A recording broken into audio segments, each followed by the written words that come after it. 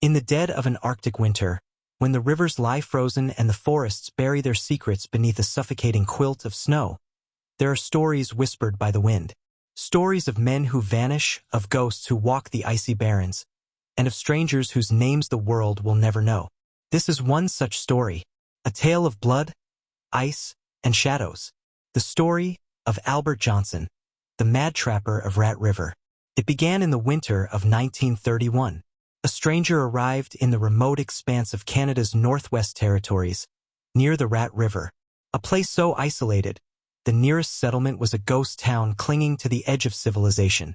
He was a man of no past, no records, no history, a man whose very name was a fabrication.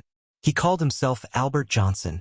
The local trappers noticed him first, a wiry, sharp-eyed figure who built a crude cabin on the riverbank. He spoke to no one, bought few supplies, and refused every offer of hospitality or conversation. Shot of cabin window, a shadow passing inside. To the men of the Arctic, silence was a language of its own, and Albert Johnson spoke it fluently. By December, rumors began to swirl. Traps belonging to local indigenous trappers were found sprung, stolen, or deliberately destroyed.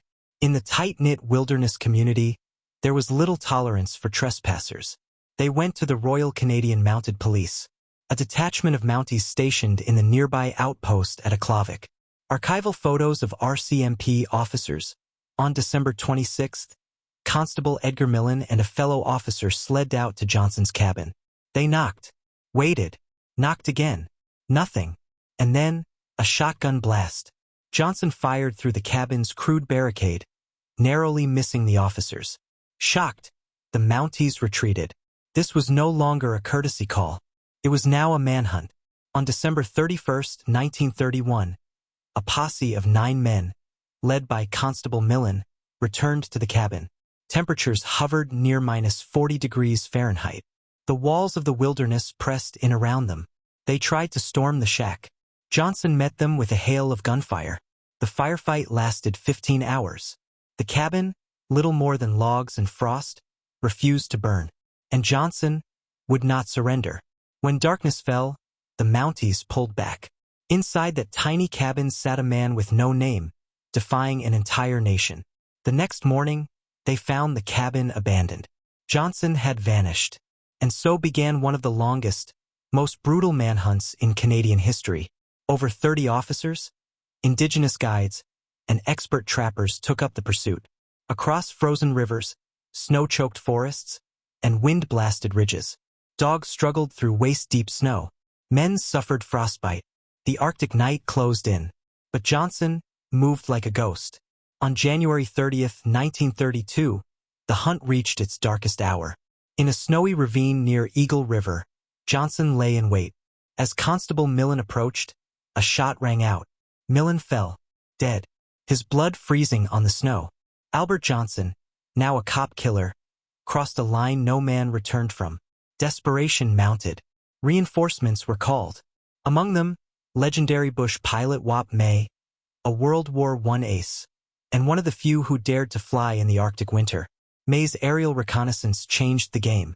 For the first time in history, a manhunt employed an aircraft to track a fugitive.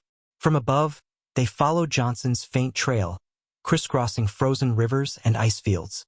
Each time they drew near, Johnson vanished, moving with eerie, impossible speed. On February 17, 1932, 6 weeks into the pursuit, May spotted Johnson's snowshoe tracks near the Eagle River. The Mounties closed in. In a final, desperate gunfight, Johnson exchanged fire with the posse. Bullets shredded the snow. Dogs howled.